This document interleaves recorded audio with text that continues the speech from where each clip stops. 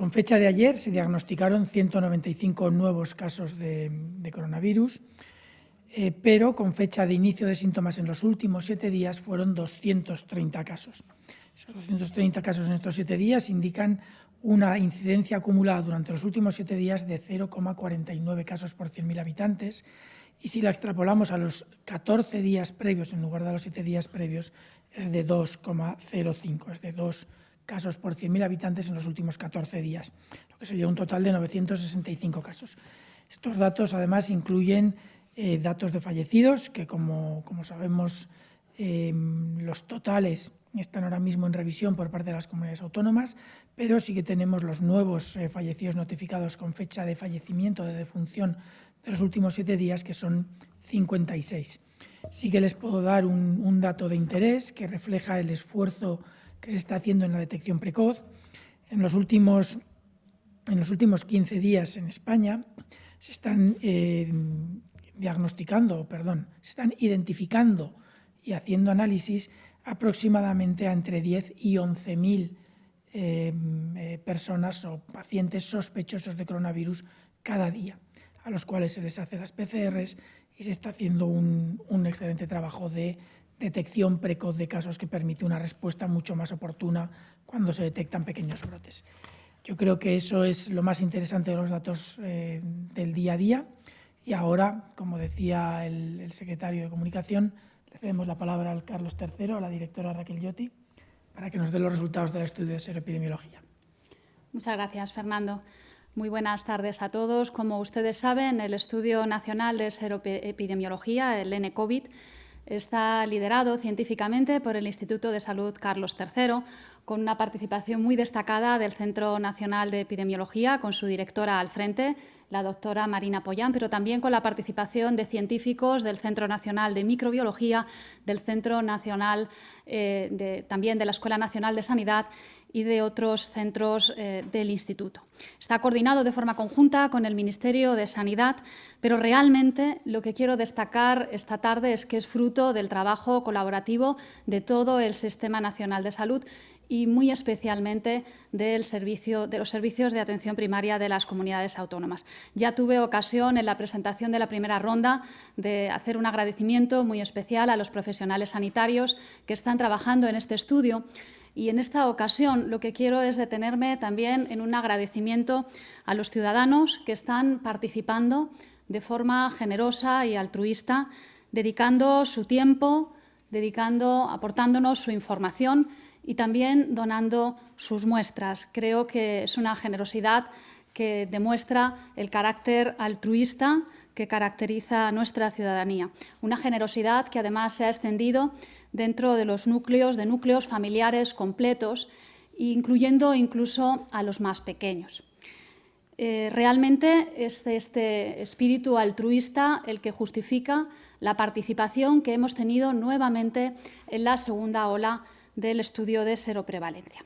En esta segunda ronda, que se han incluido participantes del 18 de mayo al 1 de junio, se han reclutado 63.564 participantes en el conjunto del país, en la muestra nacional, y además 3.355 participantes adicionales en un subestudio específico insular. La tasa de participación entre todas las personas que han podido ser contactadas alcanza el 76%, que es incluso superior a la tasa de participación de la primera ronda, que ya era realmente alta, fue, si recuerdan ustedes, de un 74,9%. Esta mejora en la tasa de participación refleja, por un lado, la alta adherencia al estudio. Hasta el 95% de todos los participantes que se habían incluido en la primera ronda han continuado participando y aportando su información y sus muestras, pero además se han podido incorporar 5.847 participantes más que en la primera ronda no habían tenido oportunidad de participar. Además, quiero destacar que un porcentaje muy elevado de los participantes, un 87,9% del total, ha accedido a donar una muestra de sangre.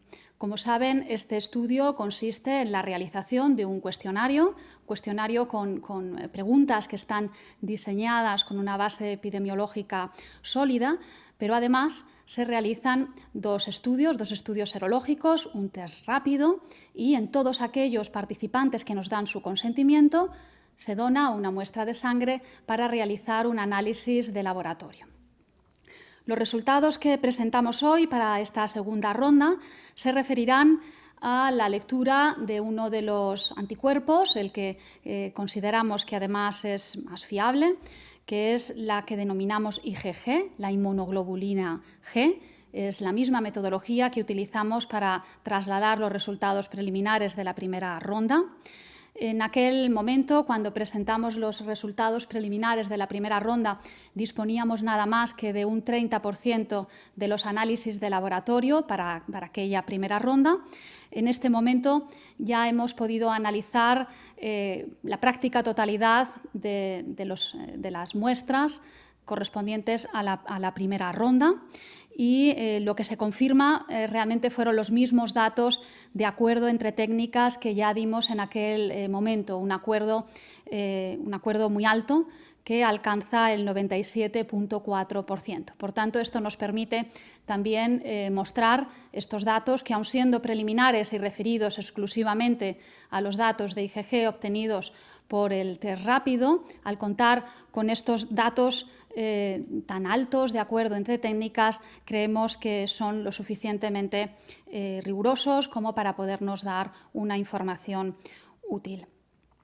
La prevalencia estimada, después de analizar los datos en el conjunto del país para anticuerpos IgG frente al coronavirus, es en este momento de un 5,2%. Con un intervalo de confianza del 4,9% al 5,5%. Estos son los datos globales.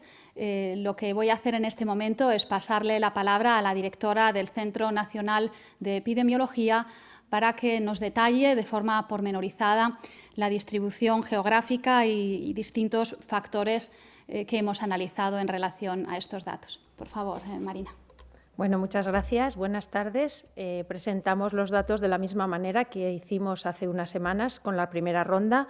Estamos muy satisfechos de cómo está funcionando el estudio. De hecho, la altísima participación que estamos teniendo pone de manifiesto, como acaba de comentar la doctora Iotti, el interés y la generosidad de todos los participantes. Teníamos algunas dudas de si nuestros participantes de la primera ronda, una vez que ya conocían el resultado del test rápido que se les hacía in situ y que, por tanto, podían conocer en el momento, a los 10 minutos, pues que a lo mejor no estarían tan interesados en volver al estudio. Y estamos muy satisfechos y, una vez más, como también ha comentado la doctora Iotti, estas altas tasas de participación que son difíciles de conseguir en un estudio de base poblacional. Otros estudios que hemos hecho en otros ámbitos no nos permitían llegar a estas tasas tan altas de participación, pues estamos, como digo, es un elemento de satisfacción.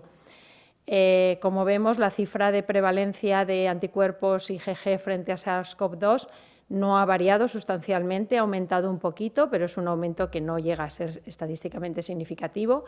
Es algo que realmente esperábamos, pero es muy interesante precisamente constatarlo y valorar la estabilidad de esas cifras que estábamos dando, porque hasta donde sabemos no hay un estudio de base poblacional que esté proporcionando en el tiempo y basando, bueno, en este momento solo podemos dar datos de una de las técnicas, pero mostrar cómo se distribuye, cómo es la prevalencia y la distribución geográfica a lo largo del tiempo.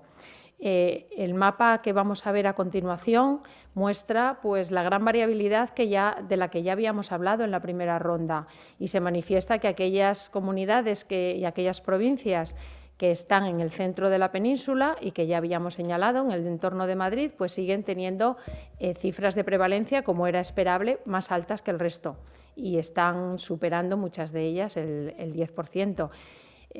Ha habido incrementos en muchas de las provincias, no en todas, y una cosa que hemos podido analizar en esta segunda oleada, y aunque es bastante preliminar porque los datos los hemos tenido ayer y por lo tanto todavía tenemos mucho que que analizar y que investigar de la información recogida, hemos podido analizar en los participantes de la primera ronda que habían sido negativos qué porcentaje se convertían en positivos, es decir, cuántos que no tenían anticuerpos en la ronda 1, 3 semanas después, aparecen siendo positivos para IgG. Y este dato en este momento ha sido globalmente de un 0,8% y bueno, hay una cierta variabilidad geográfica, en algunas provincias se sitúa un poquito más allá del 1%. Con lo cual, pues este es un dato también que estamos ahora mismo en capacidad de proporcionar, que es bastante interesante porque es el análisis de las mismas personas longitudinal a lo largo del tiempo.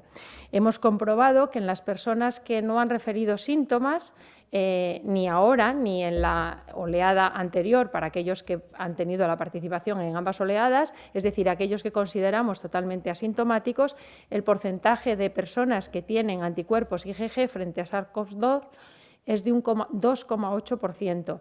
Y con este porcentaje hemos podido estimar qué proporción de personas infectadas, considerando personas infectadas aquellas que en este momento están teniendo anticuerpos, qué porcentaje de personas infectadas no presentan síntomas. Extrapolando los datos de nuestro estudio, que es absolutamente poblacional, volvemos a confirmar algo que ya vimos en la primera ronda, y es que más o menos un tercio de las personas que tienen una infección por SARS-CoV-2 no tienen síntomas y, por tanto, pues no acudirían a ser diagnosticados al servicio de salud.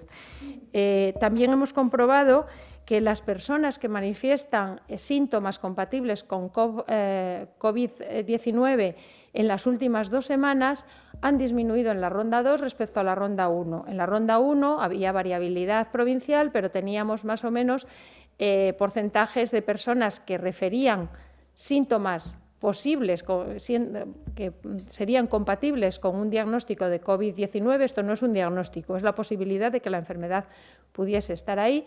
Eran en torno al 5% y en este momento la mayor parte de las provincias presentan una proporción de personas que refieren este tipo de síntomas inferior al 1%. Aquellas que tienen un porcentaje más alto pues están en el entorno del 1,2%. Y estos son seguramente pues, los resultados más interesantes que hemos obtenido. En el informe que estará disponible pronto y que facilitaremos en la página web, podrán obtener más información de lo que estamos comentando, y también para facilitar la comparación con la ronda 1, estamos facilitando las tablas proporcionando la información de la ronda 1 y de la ronda 2. Para aquellos que busquen y rastreen los números, se van a dar cuenta rápidamente de que los números de la ronda 1 no son exactamente iguales que aquellos que mostramos en la primera rueda de prensa cuando presentamos los resultados provisionales, y así se llama el informe, de la ronda 1. Esto se debe a la consolidación de la información. En el momento en que hicimos aquel análisis, no todos los datos estaban completos y, por lo tanto, aquellas participantes de los que no teníamos, por ejemplo, la edad o no teníamos el resultado del test, no podíamos analizarlos. Ha cambiado ligeramente y simplemente lo dejo aquí puesto sobre la mesa por si hay alguna pregunta posterior en ese sentido. Y finalmente quería terminar con lo que yo creo que debería ser el titular de esta rueda de prensa, y es que en este momento en el que muchas veces tenemos muchas noticias que no son muy agradables, señalo y leo textualmente lo que decimos en nuestro informe porque creo que es muy relevante, que este estudio es fruto del esfuerzo de muchos profesionales y de la confianza y la generosidad de más de 60.000 participantes que han entendido el interés de proporcionar su tiempo, la información y las muestras para poder conocer la situación de la epidemia de COVID-19 en nuestro país. Muchas gracias.